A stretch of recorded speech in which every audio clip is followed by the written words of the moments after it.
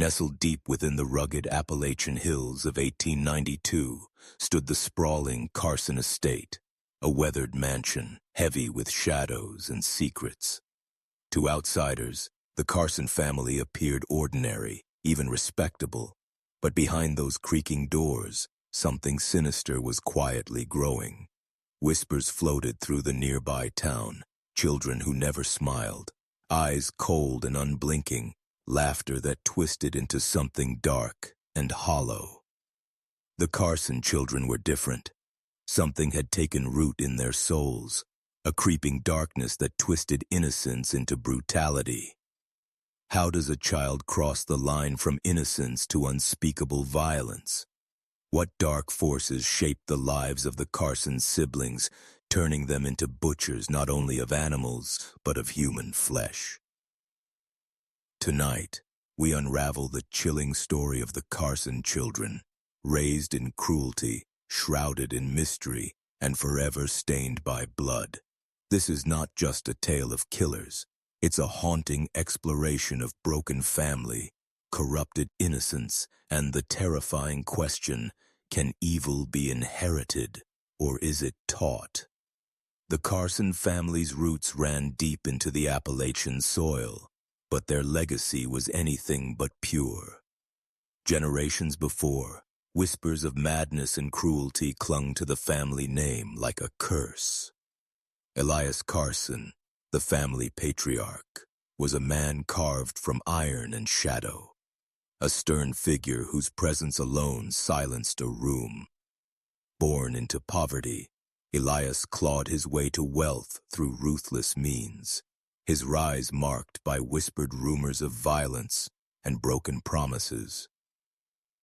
Martha Carson, his wife, was said to be colder still, a woman whose love was measured in control and discipline rather than affection.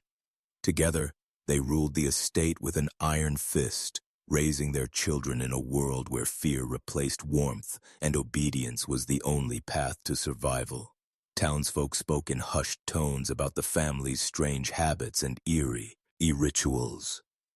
Some claimed to have glimpsed the children wandering the woods late at night, faces expressionless, eyes void of childhood's light.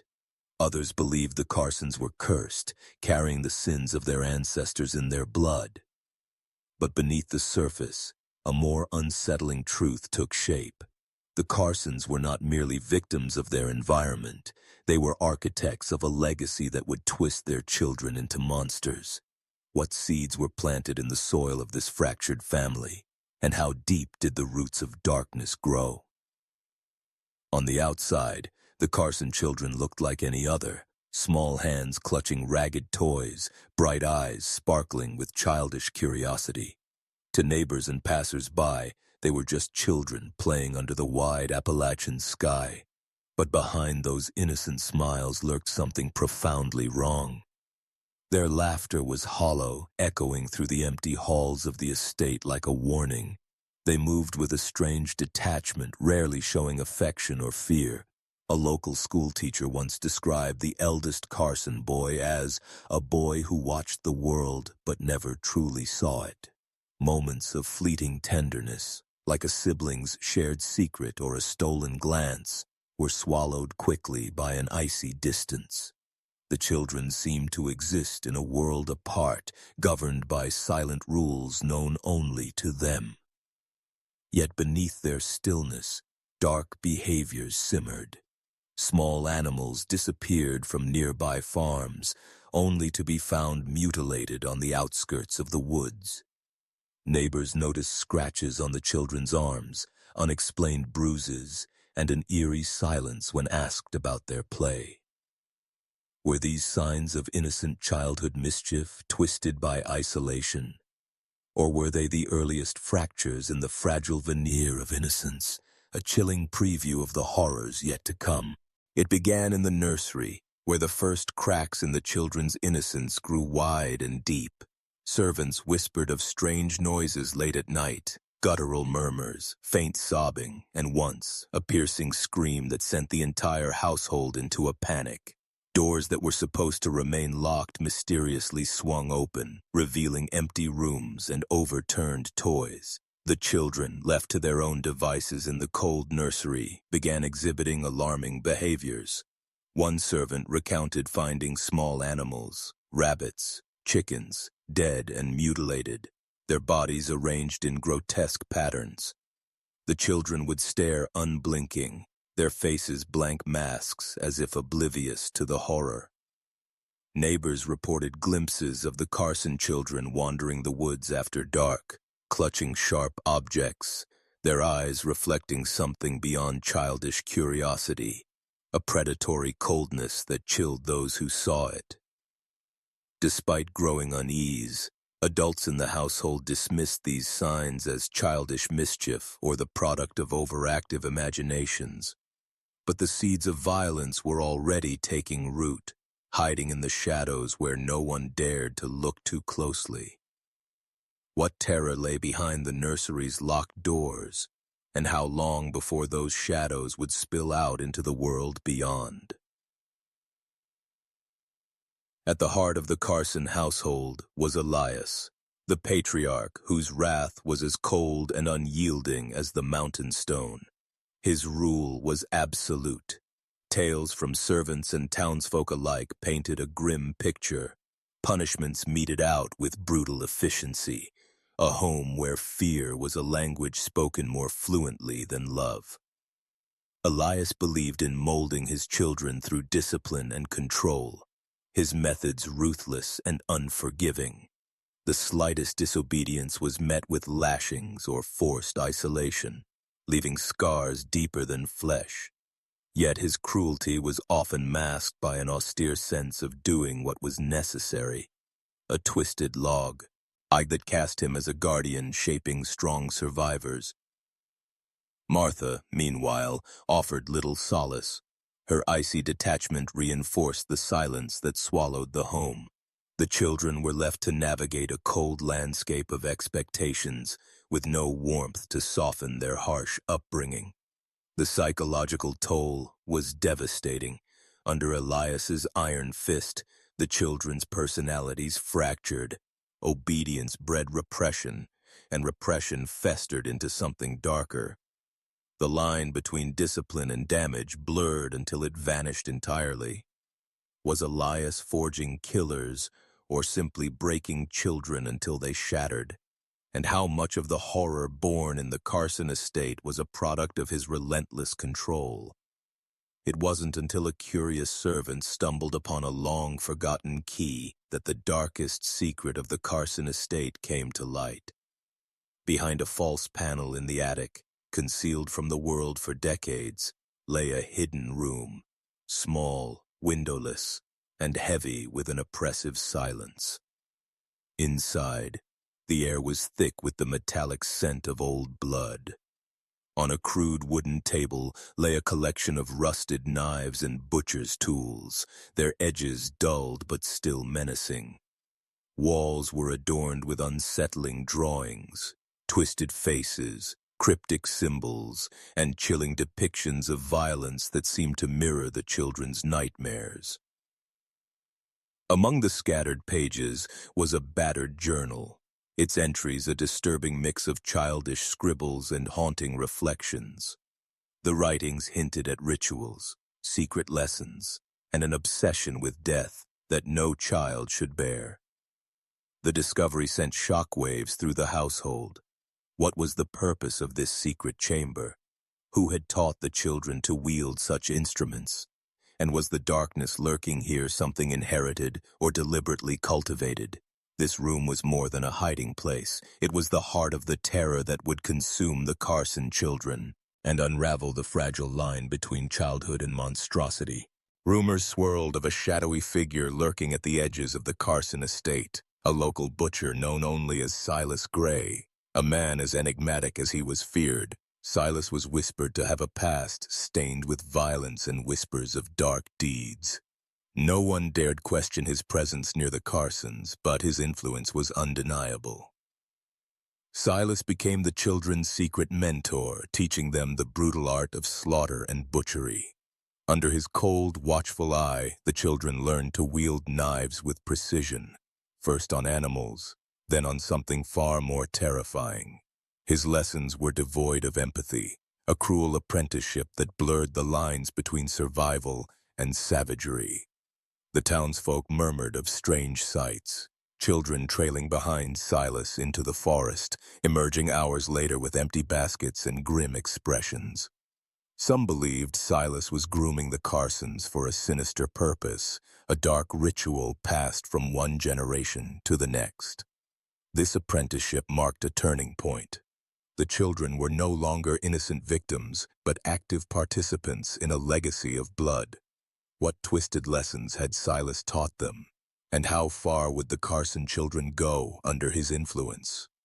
The quiet town could no longer ignore the unsettling events surrounding the Carson children when violence spilled beyond the estate's walls. One afternoon, the schoolyard became the scene of a horrifying incident. Young Tommy Reed was found bleeding, a deep gash on his arm, with no clear explanation. The Carson children were nearby, their faces unreadable, eyes cold as stone.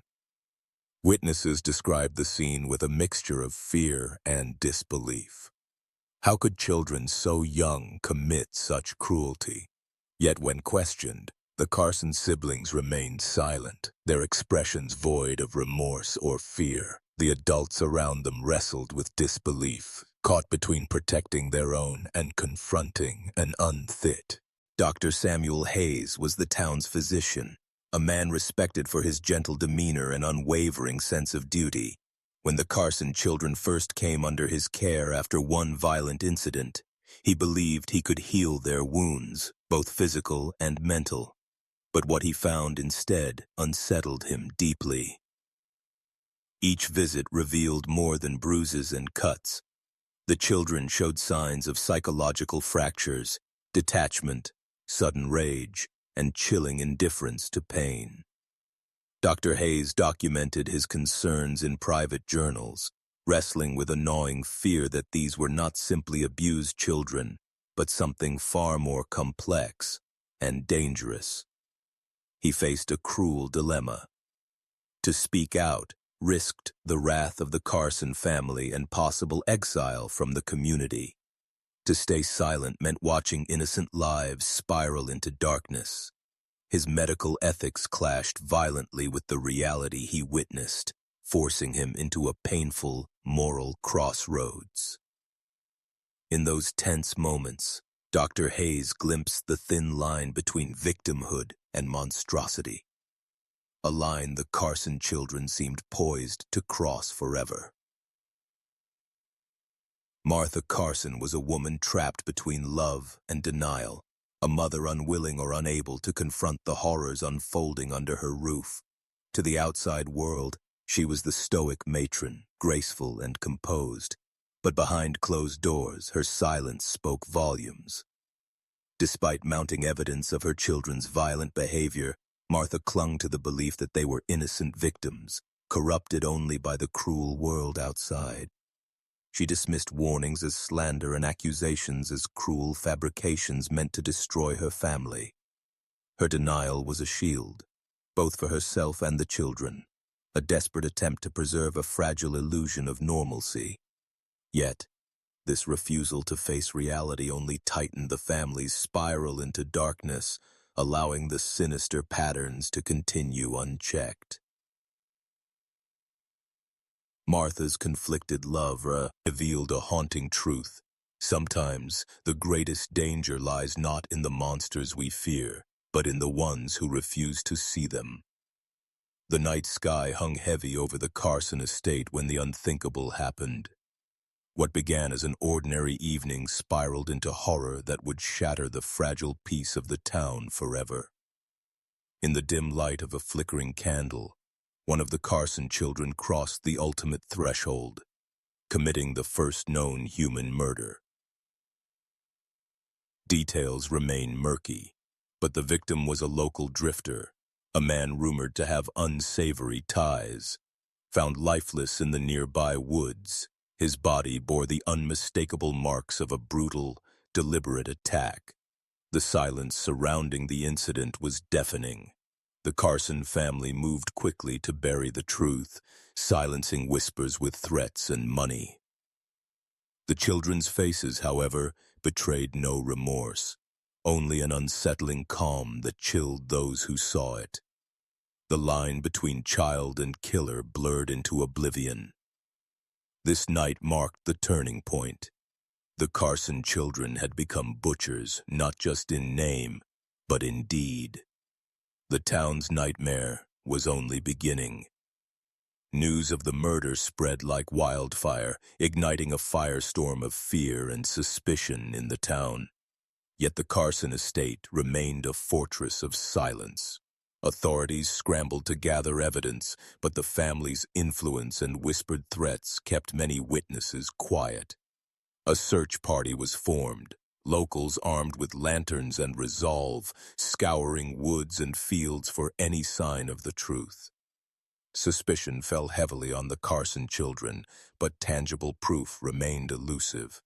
Frustration and paranoia began to poison the air, neighbors turning on neighbors as trust dissolved.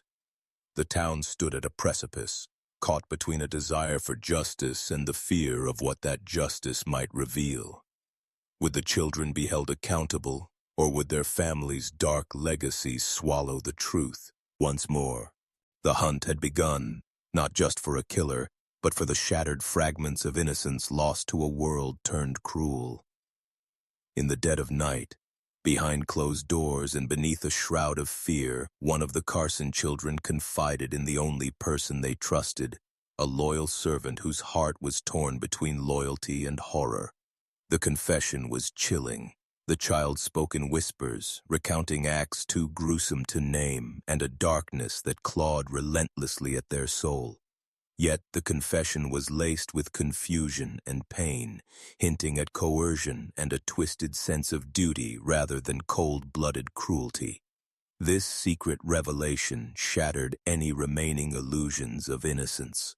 It suggested the children were both perpetrators and prisoners, raised not to love, but to obey, to kill without question.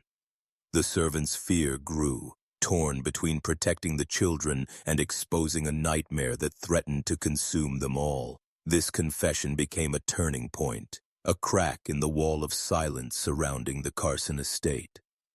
During a desperate search through the Carson estate, investigators uncovered a hidden cache of letters buried beneath the floorboards of the children's room.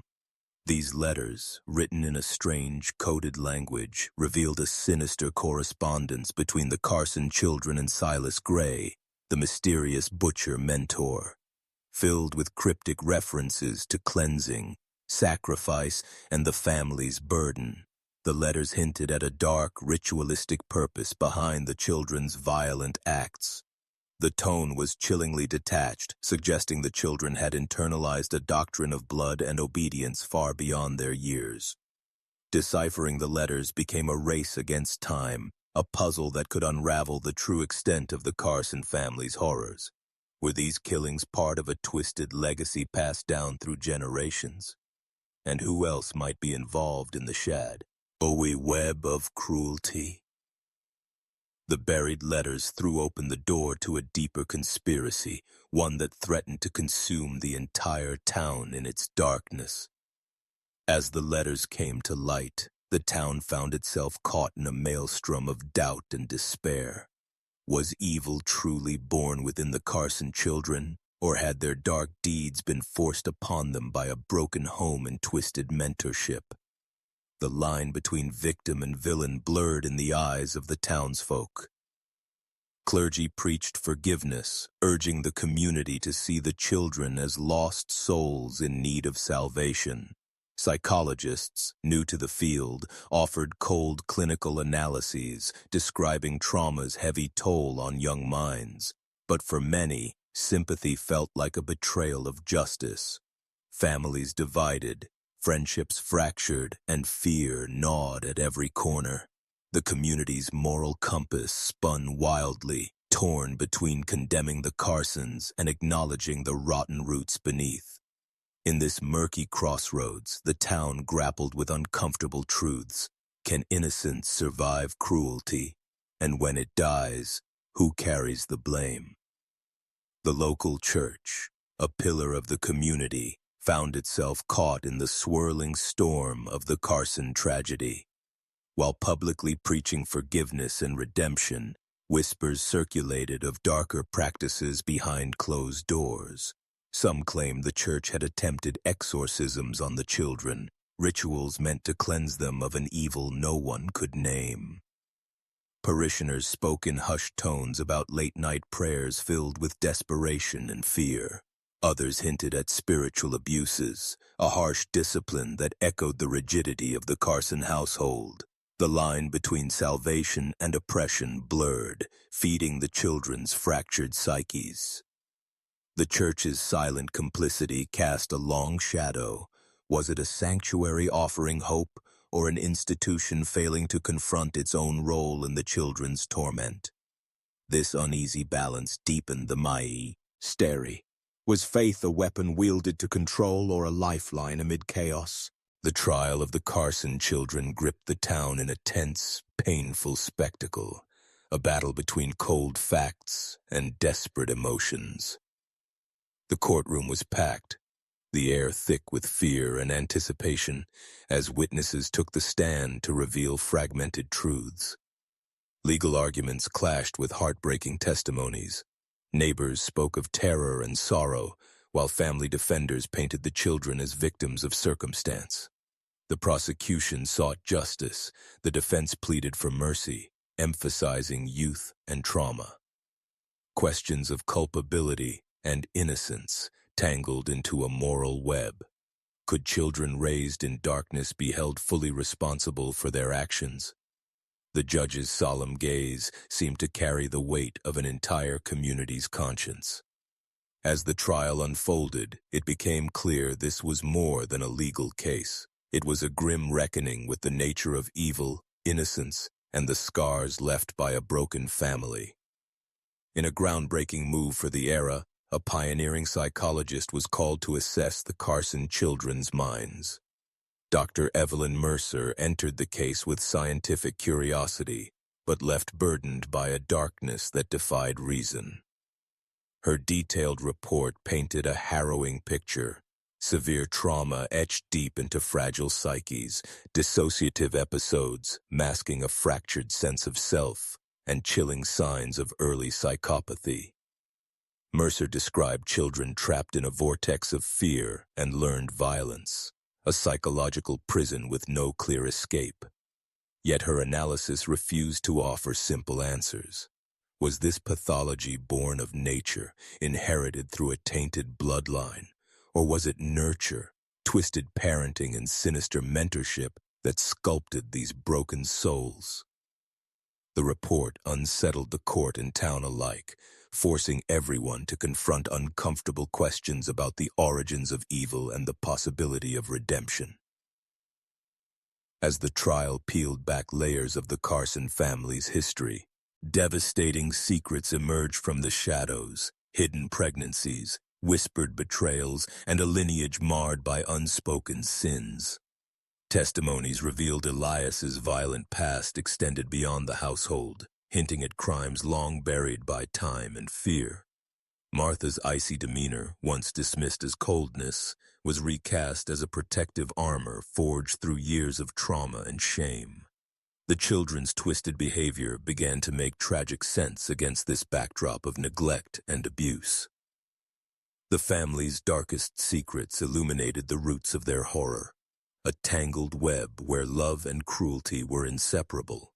The line between victim and perpetrator blurred further, leaving the community reeling. What else lay buried beneath the Carson estate's decaying walls? And could such darkness ever be truly uncovered or forgiven? The breaking point, here 400 words. Under the relentless pressure of the trial and isolation, one of the Carson children finally cracked. In a moment heavy with despair, they confessed horrors that chilled even the hardest hearts. Acts far worse than the town had imagined. Their voice trembled, caught between guilt and resignation, revealing a fractured soul trapped in a nightmare not of their own making. This raw confession shattered the courtroom's fragile silence, exposing the tangled web of obedience, fear, and manipulation that had ensnared them. It was no longer clear who was the victim and who the villain. The child's pain echoed as a haunting reminder: innocence corrupted can become unrecognizable. The emotional intensity rose, leaving witnesses and viewers alike to wrestle with the unbearable truth. Sometimes monsters are made, not born. After days of tense deliberation, the jury returned with a verdict that sent ripples through the community. Some felt justice had finally been served, others whispered of a grave miscarriage. The decision, whether punishment, mercy, or institutionalization, forced the town to confront its own complicity in the tragedy. Public reactions fractured along emotional fault lines.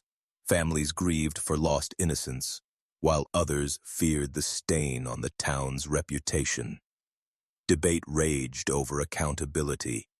Were the children truly to blame, or were they pawns in a far darker game? The verdict marked a fragile attempt to close the chapter, but beneath the surface, wounds remained raw. The town grappled with uneasy questions about forgiveness, blame, and the shadows that lurk within us all. The Carson children's fates diverged after the trial. Some sent to harsh reformatories, others confined to mental institutions, and a few lost to obscurity. Their lives became cautionary tales whispered in the shadows, their names fading, but the scars they left behind enduring. The town itself was forever changed. Neighbors who once walked past the estate now felt a chill in the air, a lingering sense of unease that no explanation could fully dispel. Families tightened their bonds, haunted by the memory of innocence turned savage within their midst. The legacy of the Carsons was not just one of violence, but of silence. The unspoken horrors that communities bury to protect themselves, only to have the darkness seep back in. The Carson tragedy rippled far beyond the small Appalachian town, influencing early discussions on child psychology, abuse, and criminal responsibility. Their story became a grim case study in the dangers of unchecked authority and broken family systems. Local laws began to shift, though progress was slow and fraught with resistance. The Carson case exposed the fragile boundary between nurture and nature, sparking debates that would echo for decades. Yet the deeper legacy remains a chilling question. When the roots of evil grow in silence and neglect, can society ever truly heal? The Carson children became symbols of a darkness born not just of blood, but of broken homes and broken hearts. Years later, the image of the Carson children lingers like a ghost, faces frozen between innocence and horror, eyes that saw too much and felt too little. Their story is not merely one of killers born or made, but of a fractured humanity trapped between both worlds. Were they monsters or broken children shaped by cruelty and silence? The answer remains unsettlingly unclear. Their legacy forces us to confront a deeper darkness, the fragile line where nurture warps into nightmare and where society's failures breed the very evil it fears. The Carson estate still stands, a decaying monument to the price of secrecy and fear. And somewhere in those shadowed woods, the echoes of their deeds continue to haunt the wind. As you close this chapter, ask yourself, what darkness lies hidden in the corners of your own world? And when faced with broken souls, do we choose justice, mercy, or silence? The story of the Carson children is a chilling reminder that sometimes the true horror is not in the acts themselves, but in the world that allowed them to happen.